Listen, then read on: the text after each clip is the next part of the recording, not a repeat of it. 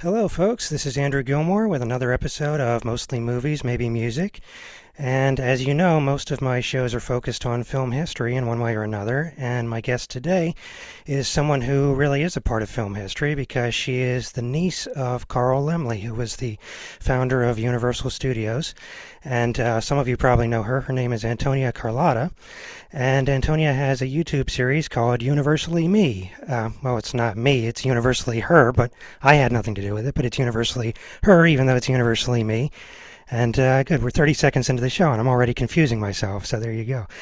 But if you Google her name, you'll find her YouTube channel, and she has almost 200 videos that she's done commenting on various aspects of Universal's history and doing movie reviews and commentary, and she's covered quite a wide range of subjects. And I became a fan of hers a couple of years ago. I kind of discovered her videos accidentally and have followed her channel and have been a fan, and I follow her social media and all that. And we've exchanged comments here and there on Facebook a little bit, but today's the first time that we've actually met. And that's one of the cool things about having a podcast like this. It gives me an excuse to reach out to people that I admire, and I get to have conversations with them. And it did take a while to get Antonia here. I first contacted her in April, and it took a while. It took a few months to be able to get through to her, and I want to thank our friend Laura Geralds for connecting me. But anyway, she's here today, and Antonia always has interesting things to talk about, so I'm sure we'll have a good session. So thank you, Antonia. It's a pleasure to meet you, and thank you for giving me some of your time today. Yeah, it's great to meet you too. Thank you for having me. Thank you. It's my pleasure to have you here. So I want to just start with something basic, just because I think there will probably be some people out there who might not have seen your channel. So I know you talk about this a lot, but just tell the folks out there who your uncle was and why he was important. Yeah, so my uncle Carl Laemmle was the founder of Universal Studios. That's probably the most famous accomplishment of him, but that's far from the only thing that he did. So he started Universal Studios. He also invented the concept of the movie star. And also kind of publicity stunts a little bit. Yes. He won a Supreme Court case against Thomas Edison, which is pretty incredible. It's what allowed the film industry to kind of expand into what it is today. And then in the 1930s, he also saved hundreds of Jewish refugees from Europe by bringing them to the United States, and he would set them up with homes and jobs. So he did all of these amazing things and then some, but that's a quick highlight. Right. So you've obviously done a lot of research, and I wanted to ask you, are there still pieces of the puzzle that are missing for you? Are there still kind of unanswered questions about him that you're hoping you'll find out someday? I mean, absolutely. I think I'm going to be uncovering things about him and his life for the rest of my life. And there's still so much. I'll find these new stories about him or new things. Like something that I find really humorous that I'll bring up a lot is how Universal City, the land that he bought that became Universal City, which still stands today, just over the hill in LA. It used to be a chicken ranch before it became Universal City.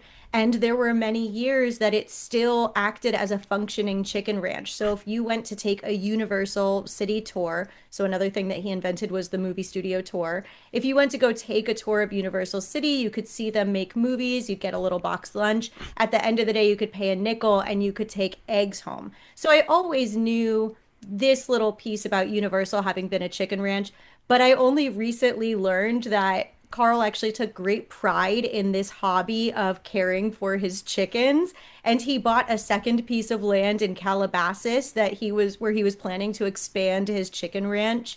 So just learning this like fun little fact about him, now it opened up this whole new world about his hobbies and his interests and the kind of person that he was. And now I've got 100 new questions. So that's sort of one example of the type of thing that I come upon all the time that I just want to know more about. Right. I guess I can relate in a way because I'm working on a book and I'm doing research about an actress named Alice White and trying to write a biography of her. And her life was not that well documented, so I'm just looking around trying to find all these little pieces about her and whatever I can. So I'm sure you can relate as someone who does a lot of research about various actors and movie-related subjects. Absolutely. And I have so much stuff that has been passed down through my family over the generations, letters and pictures and, props. I had my Aunt Carla Lemley. She was an actress in the original. She spoke the opening lines in Dracula. She was the prima ballerina in Phantom of the Opera. She lived to be 104 years old. So I got a lot of time with her. I have a lot of pieces from her still in my family. But as much as I have these things passed down, I also have kind of the maybe normal family dynamics of relatives who didn't talk for many years, relatives who maybe Universal wasn't like a bright spot in their history, or they passed away young, or so there's also holes in the stories that have been passed down, and I'm trying to kind of uncover those or dig all those stories up. Right. I mean, that's the good thing about living in the internet age. I'm sure there are a lot of resources to find what you need. Yeah, absolutely. Yeah. And I also wanted to ask you, what kind of relationship did Carl have with the other producers of his time, Irving Thalberg or Jack Warner, people like that? Did they socialize much? Yeah, well, Irving Thalberg in particular, Uncle Carl was actually the one that brought him out to Hollywood, who sort of Oh, discovered him. So he was I want to say a neighbor, a family friend back on the East Coast, and somebody recommended him as, oh, you should bring him out. He'll be a hard worker. He'll do great stuff for you. And so Uncle Carl gave him his first job in Hollywood, and he worked at Universal for a couple years before then going to MGM, which is where I think he really, what he's kind of most known for today is that time at MGM. Um, I think with the other studio heads, I think that they were all pretty cordial and, sort of business associates. I know Uncle Carl loved playing in poker games and he loved going to the horse races. And I think that he would do a lot of those activities with the other studio heads. But I don't know so much about his relationship with each one individually. I yeah, know that when it came to the refugees in the 1930s and stuff like that, Uncle Carl was a really outspoken advocate. A lot of other, or activists, a lot of other studio heads kind of wanted to keep their head down. They didn't really want any part of it. And I know that that led to a little bit of headbutting with him yeah, and the other studio heads. But yeah, that's what I got. yeah. Well, I'm glad that they socialized. I kind of wondered if they were all rivals and there might have been a darker side there. I don't know, but it sounds like, Everything I hear about Uncle Carl, and this has been such a great thing because I dig to find everything that I can about him. And anything I found about Uncle Carl is like he was a really great guy. And I have not yet, in the best way, I have not found his dark side the way that I think other studio heads did. So I don't think that he was ever being underhanded. I don't think he viewed them as rivals or enemies. If anything, it was like fun and friendly competition for Uncle Carl. right. Well, that's good. Good to know. And I should have mentioned this earlier, but I'm a teacher and I teach film history. And so I wanted to ask you, oh, because I just recently finished teaching a course on silent films, and I wanted to ask you about Universal's transition to sound. What was Carl's feeling about that at the time? Yeah, the sound transition for Hollywood as a whole was a little bit tough because it required a great amount of economic investment. First, at the beginning of the sound age, there wasn't a ton of sound equipment to go around, so everybody was trying to figure out either how to get their hands on some, if they were going to invest in it. Uncle Carl was a little bit behind some of the other studios. Interestingly enough, Junior was really the one that pushed ahead. He reached out, I think it was to Fox, who had equipment to make movies with sound, and he asked if he could borrow their equipment for like just a weekend to do some tests. And they thought, yeah, sure, what can someone do in a weekend? And Junior put a whole movie together, and that was how they made their first sound film, which I think was Broadway Melody, I think it was called, or Broadway. Yeah, Broadway, yes. And so that was Universal's very first sound film. Now, again, for a lot of the other studios, they had huge investments in theaters all across the country. So again, there's this huge investment in now outfitting all of their theaters for sound. Uncle Carl hadn't invested quite so much in theaters.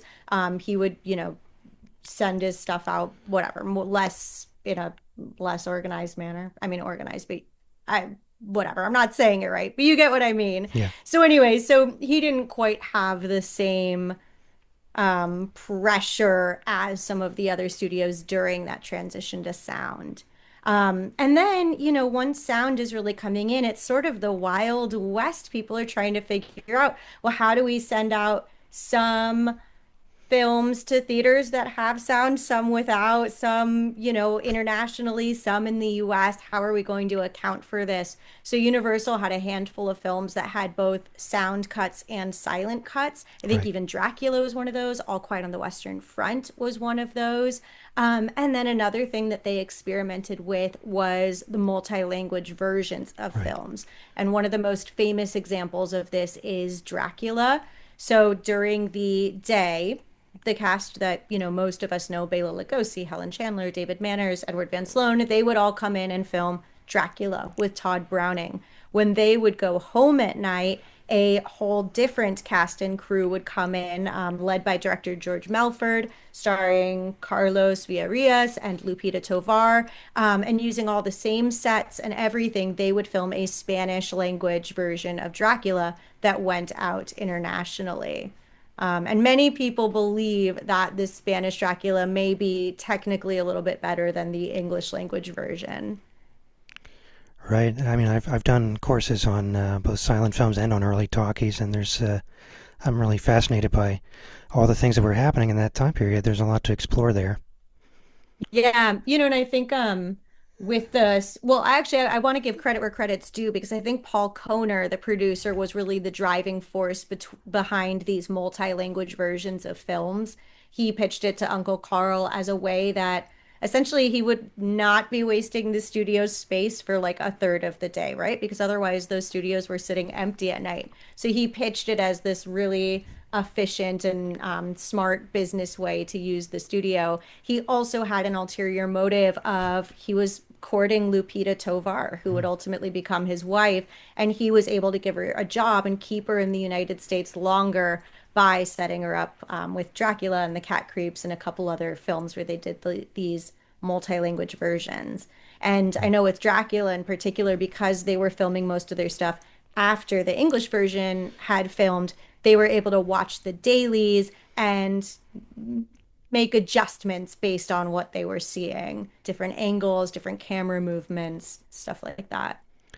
Right. You're reminding me. There's a book called The Speed of Sound by Scott Hyman. Have you read that?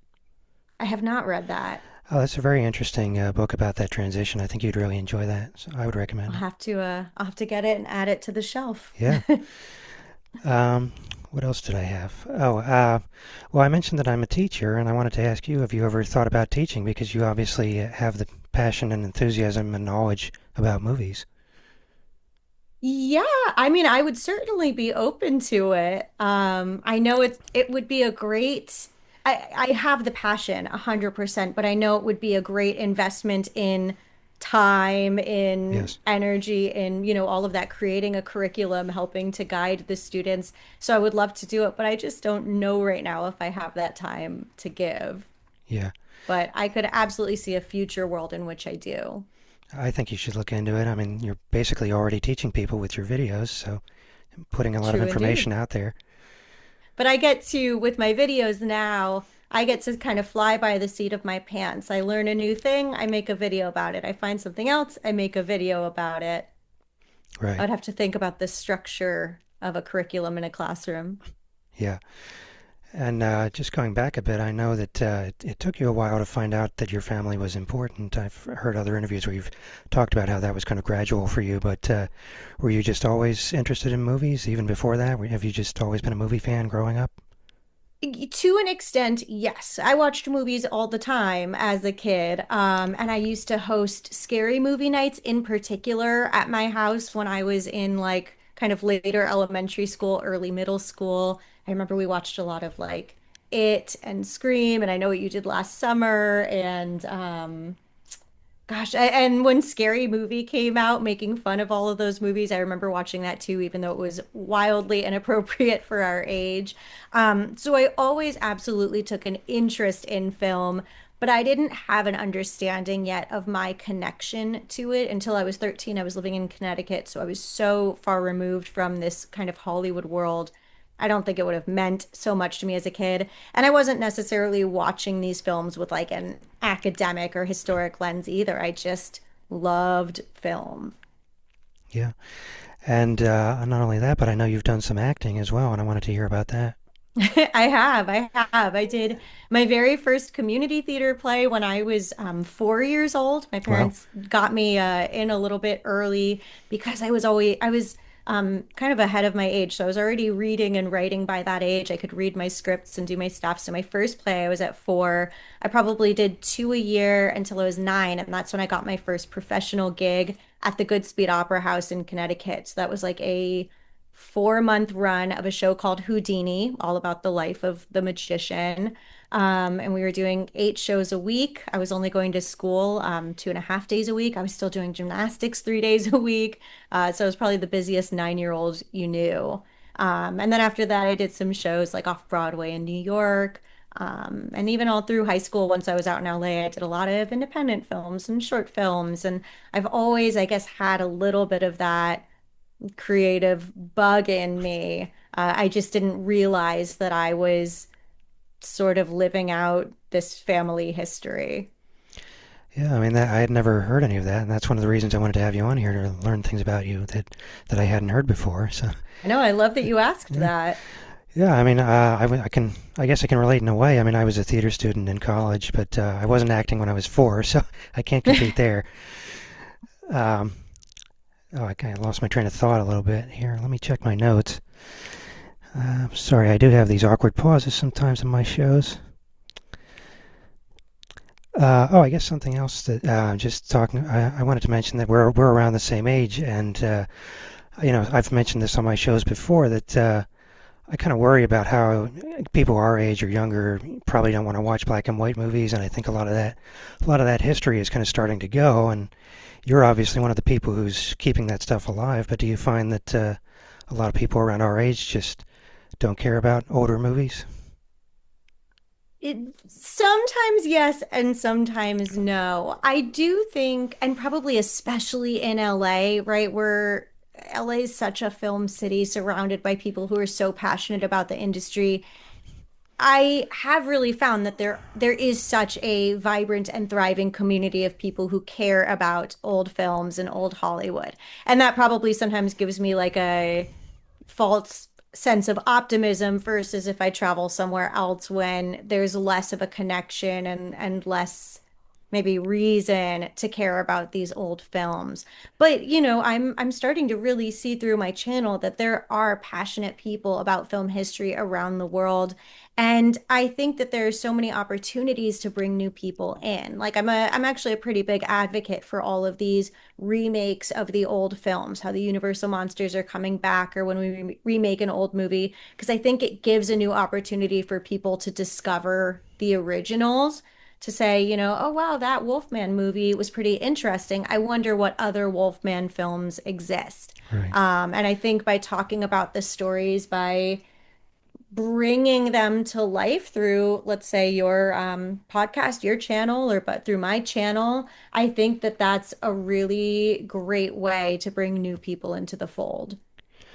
Right. Well, I guess you're being more optimistic about it than I am.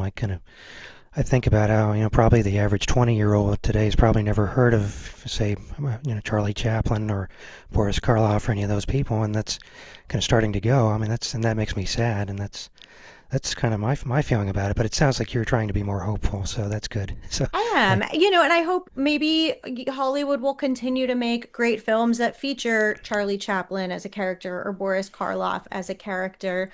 There are, we don't know everybody clearly that's existed throughout all of time, but there are names that make it through for hundreds of years, whether that's Socrates or Plato or Shakespeare, or right, we always have our people that last for generations and centuries and so on. And there's no reason that some of the names from today can't continue to do that, especially given the technology and the landscape that we live in today. yeah. I mean, that's one of the things about my classes is I tend to show the deeper cut movies. I focus on the 20s, 30s, 40s, and there's just so much stuff out there that most people have never heard of, and I'm showing all these obscure films in my classes, and usually getting a pretty positive reaction. So there's all kinds of stuff out there to explore, and fortunately, we have a lot of access to it. Yeah, absolutely. Yeah, it's never mind. I was going to say something else there, but I'll skip it. I'll just say, like, I just hope that that access gets greater, that films are available to watch in more formats and more mediums around the world. In LA, I love that, like, we use so many of our theaters to show classic films. And there's so many groups, whether it's Hollywood Forever in the Cemetery or the Egyptian Theater or Arrow and the Academy does great like screenings of old films all the time. I hope that in other cities across the country, people are doing the same. Years ago, I spent a couple months in Marshalltown, Iowa, and they had a little local theater. I wish I could remember. They had a classic actress who was from their town, and they had an old theater, and they would occasionally do classic screenings there. And I was like, well, if Iowa can do it, anywhere can do it. Yeah, I in some of the other conversations that I've had with you, I've mentioned Capitol Fest in upstate New York, and it's Yes, just I think that was on my birthday this year. yeah, it's always in August. So yeah, and it's just this little town in upstate New York, but they have this beautiful old time theater there that was built in, I think, 1927 or 8, and they get hundreds of people there every year showing all these obscure movies, and it's a wonderful thing. And I guess I wish more people knew about it, but there's not a lot to see in Rome really, but they have this great theater and this great festival that I love going to every year. So there you Yeah, go. I'm and sure. Oh, go ahead. every time I go to Monsterpalooza, Comic-Con, any of those conventions, yes, there's a great emphasis on modern film and modern character, but there are always people there who appreciate the history and who are sharing those bits of our past. So it's all out there. Yeah, it's very important to keep that stuff alive. So I want to jump topics a little bit, and I told you I was going to kind of minimize the horror movie questions a little bit just because you talk about that stuff all the time. But I did have one thing, and I'll see if I can try to articulate this question. But I was thinking about how the novels of Frankenstein and Dracula are probably more well known and more popular now because of the movies. But how popular were the novels in 1931? Were they kind of obscure at that point before Junior discovered them, or what? That's a great question. I, you know, I believe, and I could be wrong, I believe that those stories were already popular. And I believe that that's part of why Junior wanted to buy the rights to them and make the films. But I am not positive. That's more of a feeling. I don't Hmm. know the numbers on book sales and its trajectory over time since the release. Yeah, well, I figured you're the right person to ask, so I I threw it out there.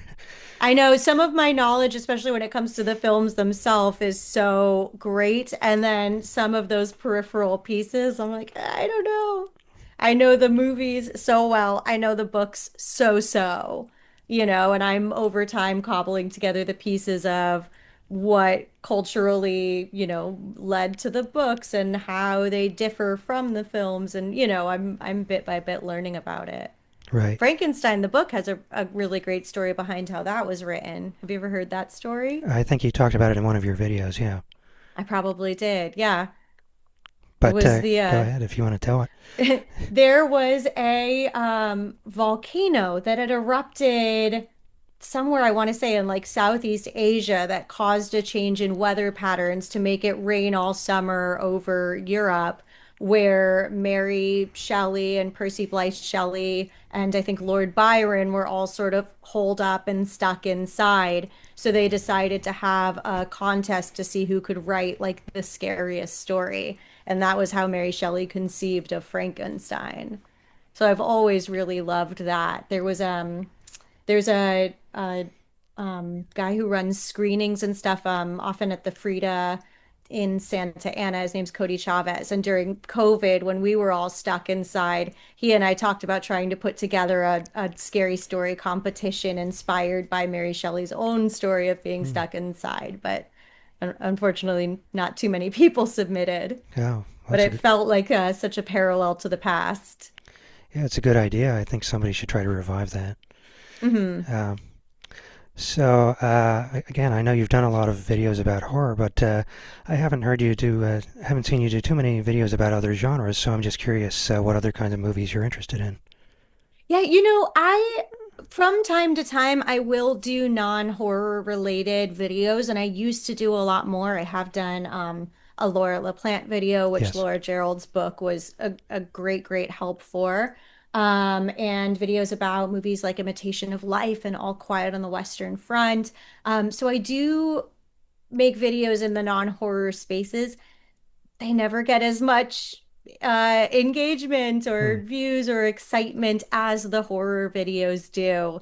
And so this year in particular, I've really been leaning more into Dracula, Frankenstein, all of the Universal horror movies that they're known for. And I think I will extend that through probably at least the end of Halloween, just because this feels like such a fun build up for me. But I think All Quiet on the Western Front is such a beautiful and important film from Universal. I have always loved Imitation of Life, and that's like a really fun one to kind of dig into and think about. Um, I love comedy too. My Man Godfrey is one of my Yes. favorites.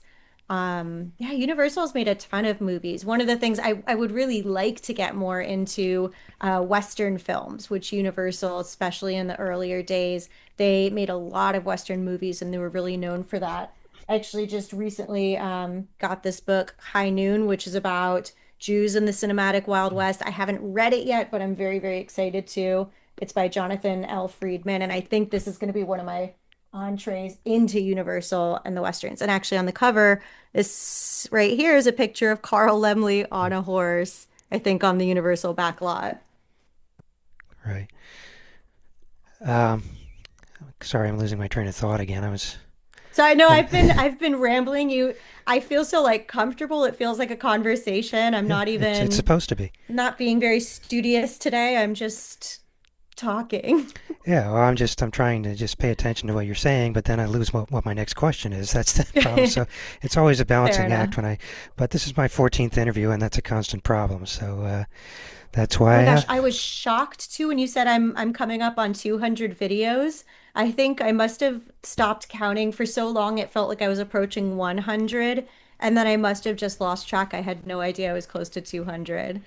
yeah, I think you've got 185 now. Wow, go So me. speaking of which, I looked at my notes again, and I did have a couple of questions about your videos. And Sure. yeah, just generally, what's your research process? How do you pick your topics and then do the research? I mean, you kind of talked about that briefly before, but go ahead. Yeah, you know, it depends. Sometimes questions or ideas will just come to me. I'll watch a movie and I'll have a thought and I'll say, oh my gosh, this should be a video. I think I was making a video about Dracula recently, so I can talk about one of my upcoming videos. Making a video recently about Dracula, and I mentioned how Lon Chaney at one point was going to play Dracula. And my head kind of said, I wonder if Lon Chaney would have been a better Dracula than Bela Lugosi. And then, boom, now I'm like on the path and I start going. The research process can be anything from going through my old, let's say, pictures, letters, and things I've got in my own family's collection to a little bit of Google to going to the local libraries. I'll go to the Seaver Center or the Mary Pickford. I can't think of the name right now, but over on Olympic and La Cienega. So sometimes I'll go pull from their archives if they've got relevant papers or items. And then just kind of get to writing and I'll sort of outline all of my ideas and what I want to say. Um, then, after researching and writing, then I go to filming, which is usually, I don't know, an hour and a half to 2 hours. I will edit my videos, which ends up taking about an hour for every minute that ends up on screen, and then I put it up for the world to see.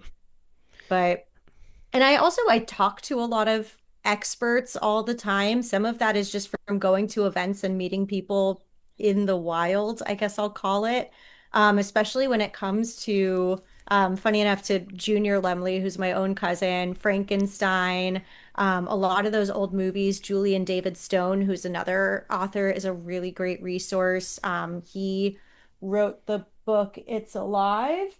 I don't know why this turned into me promoting like 100 books today, but It's Alive, Well, you're here to which promote is yourself, basically. So there you that's go. right. And I'm using it to promote everybody else. But this is a really great book about the making of Frankenstein in those days when the monster it was still being decided whether Bela Lugosi or Boris Karloff was going to play the monster.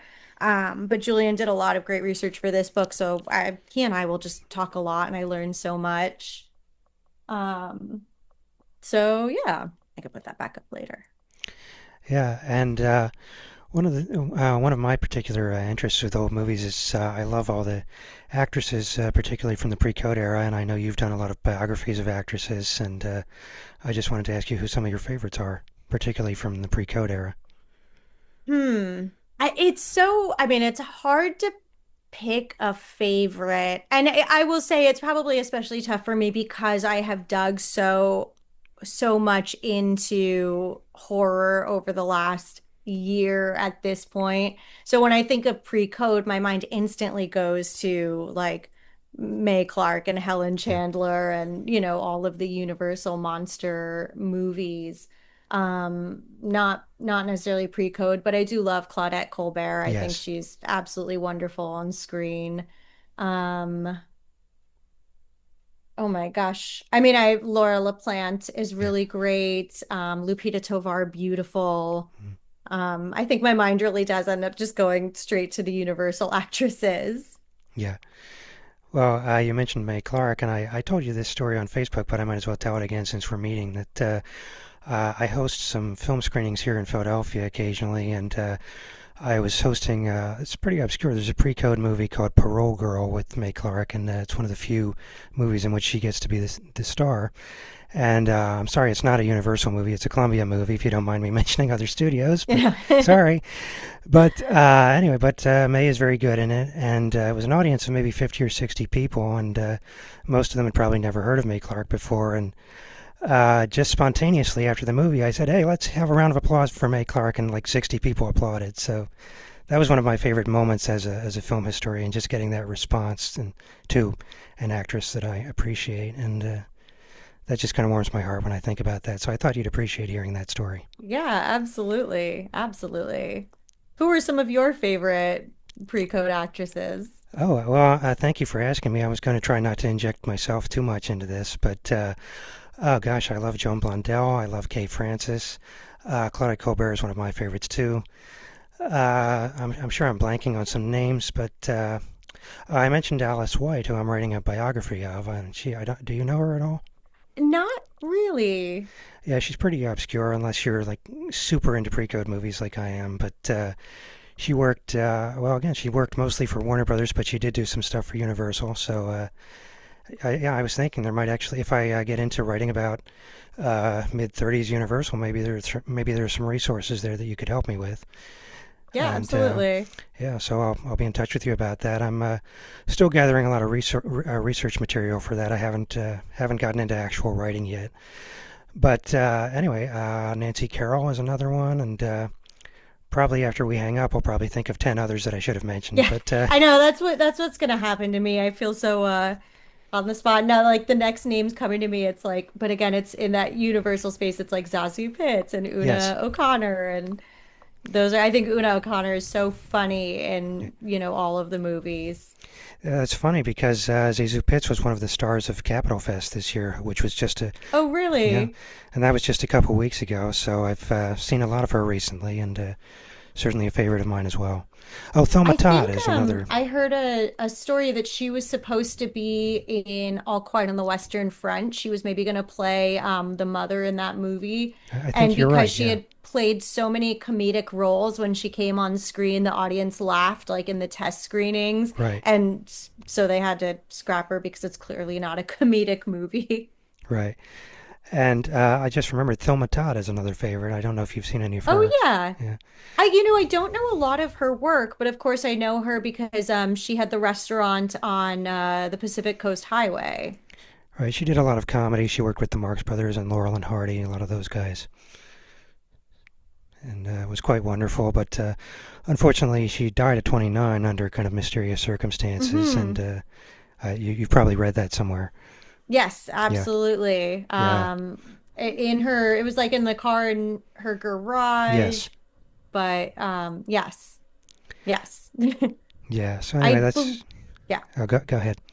I was going to say, I think that at least until a few years ago, I think that the building where her restaurant was still standing, but I'm not sure if it survived the fires this year or not, Oh yeah, or if it was still there before. I did. I think I heard somewhere that it was around recently. I'm not sure if it still is, but Hmm. I've never been to LA. I don't know much about it. So I yeah. think you would love it. Well, I probably would, but I don't get to travel very much because I have disabilities that make that difficult. And anyway, I won't get into my personal problems here, but travel is difficult, so I'm probably never going Hmm. to see LA. I'm sorry to hear that. That's okay, but thank you. Uh, I just last night I was in Hollywood at the Grauman's Chinese Theater, and like Joan Blondell, for instance, who you mentioned, I saw her hand and footprints in the cement. yeah, So it's funny because I was just thinking of her last night. yeah, I've seen pictures of it. Yeah, and what have you seen much of Joan? Do you know a lot of her movies? Not too much. I need to expand out beyond my comfort movies probably a little bit more. Yeah, I I could. feel I get very hyper fixated on one section and I'm trying to expand. I've been trying to expand as well into some of the more modern films related to, the Universal classics. So I watched Dan Curtis's Dracula the other day and the Coppola Dracula. I need to watch Nicholson's Wolfman. I'm trying to break out a little further. Yeah, I had Laura Gerald's here a couple months ago, and I was recommending a lot of things to her because she's pretty new to old movies. So I think I definitely need to send you some recommendations. Please do, Yeah, please. yeah, I'll be happy to do that. Well, I'm going off on a tangent here, but there was one movie in particular that I wanted to recommend because it's a Universal movie, which, well, you may have seen it, but there's a movie called Remember Last Night. Do you know that movie?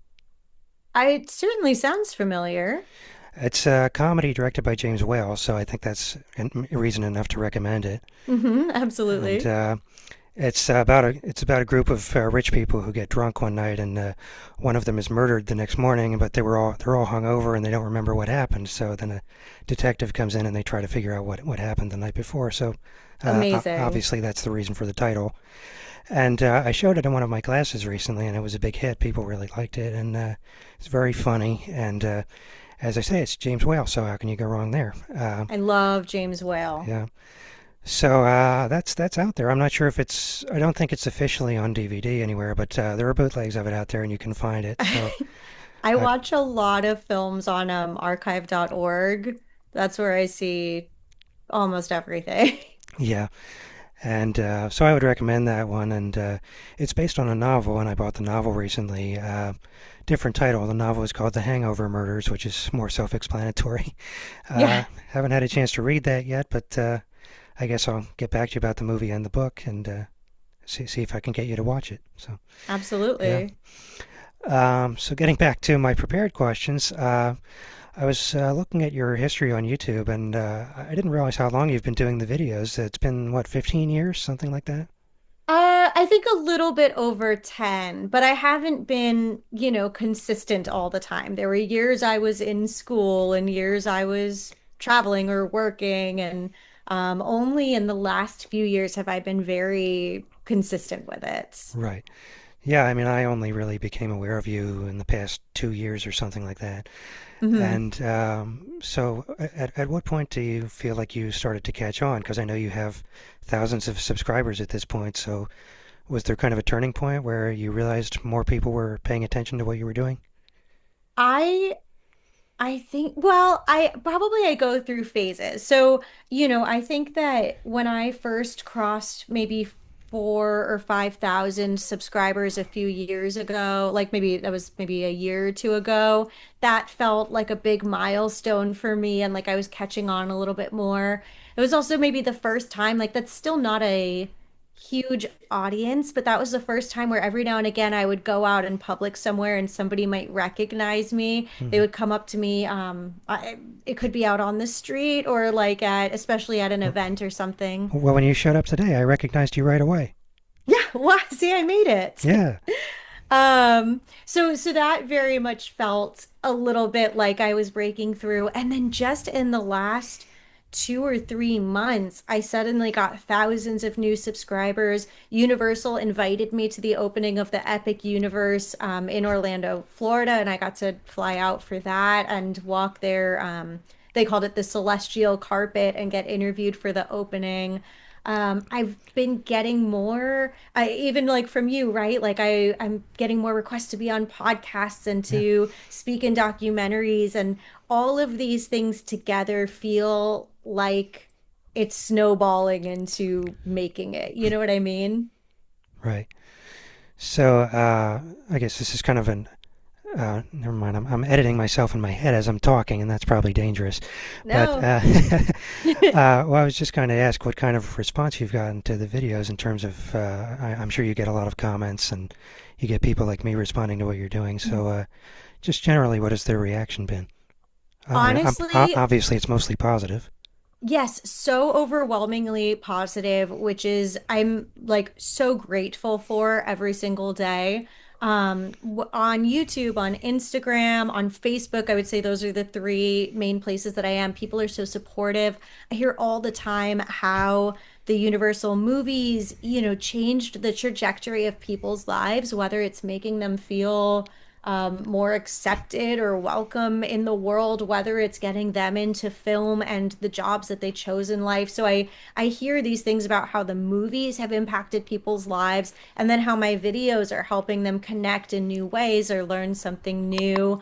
And how they're sharing them with new people to help bring them into sort of the film fold and to care about this history. So it's been so positive. And even my like negative comments, gratefully, are like things I can live with. I don't know. Somebody said I sounded snobby. Okay, Hmm. that's fine. Yeah, so I know how brutal the internet can be, and I'm grateful that I haven't faced a lot of it. Yeah, again, just trying to relate these things to my own experiences. I mean, I've been teaching for 16 years and mostly get positive feedback. I mean, I actually have a lot of people who take my classes every year. They keep coming back, and we've all become this group of people who know each other and we're friends. But I was thinking this morning about one person who dropped out of my classes and was sending me negative emails that he didn't like what I was doing. And you get those people occasionally, but it has been mostly positive. And if it weren't, I wouldn't be going into my 17th year of teaching. So there you Yeah. go. You get things happening once in a while that might shake you a little bit, but as long as you keep going and you're getting mostly good people, then there's a reason to keep doing what you're doing, right?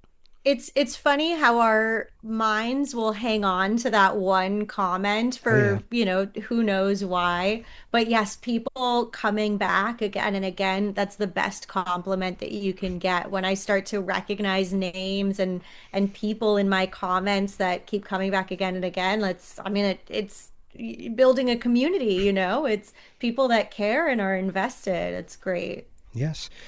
So that just kind of naturally leads me into my last question, which is obviously you have this following and you have people like myself asking you for interviews and all these things we've been talking about. You have, I think, 12,000 subscribers now. So you're at a point where you're becoming known. So I'm just wondering what your goals for the future are. Where do you see yourself maybe 5 years from now? Yeah, I mean, I have so many big goals and so many things I hope to accomplish. I'm working on a book about Uncle Carl and his life, and I would love to finish that. I'm working on a script about Junior and his story, and I hope to finish that. I have a kids book about my Aunt Carla because she grew up living on the Universal backlot. She had a just fairy tale life as a child, and so I hope to have finished that. I want to continue my YouTube channel. It feels like the greatest way to constantly be creating, honoring my past, and connecting with people. So I just hope that maybe, I think I did just cross 13,000 subscribers. I hope that maybe I have 130,000 subscribers in 5 years. And I want to take more opportunities. I've been so grateful to be getting more and more of these, but to be out in the world meeting people and at events. So I just did a San Diego Comic-Con panel. I'll be introducing The Cat and the Canary and the Old Dark House at the Old Town Music Hall this fall. I'll be at Son of Monster Palooza in October. I want to keep doing those things all the time so that I can keep meeting people and like seeing my film community in person. Yes, I was going to mention, do you know the Chiller Theater Convention in New Jersey? I do not. That's probably the biggest horror nostalgia convention on the East Coast. They've been running for 30 years, and I would recommend contacting them. I think you would be a good fit there. And I'm going to be there in October, so maybe we can meet in person that way. That would be amazing. Yeah. Yeah, If anyone's watching from the Chiller Theater Convention, email me, call me. yeah, and I should mention too that Sarah Karloff and Victoria Price are going to be there. I'm sure you know them. So Oh, amazing. yeah, Yes. I actually don't ask me details because I don't know any details, but about a year ago, Victoria and I were both interviewed for a documentary, and she was right before me and I was right after. So we got to talk like as she was wrapping up and I was getting my hair and makeup done. That was my first time meeting her in person, but she was so nice. yeah, And I'm it sure. was so cool. I got to see the end of her interview and just hearing about her life from her perspective and her dad, and very cool. Yeah, I've never met them, but I've always heard nice things about both of them. Yeah, Sarah Yeah, and my Aunt Carla used to be friends, and we would see each other at conventions a lot. So it's been quite a few years probably since I've spoken with her, but once upon a time, like as a kid, I kind of knew her. yeah. So if you go to Chiller, you'll see old friends and make new friends. So there you go. Amazing. So on that note, good luck with everything, and thank you. I said before I was nervous, but you've really made me feel much more comfortable over the course of the conversation, and I've really enjoyed talking to you, Antonia. So thank you so much for your time. No, thank you so much for having me. It's my pleasure. I hope we'll stay in touch, and well, I guess that's all I can say. Thank you.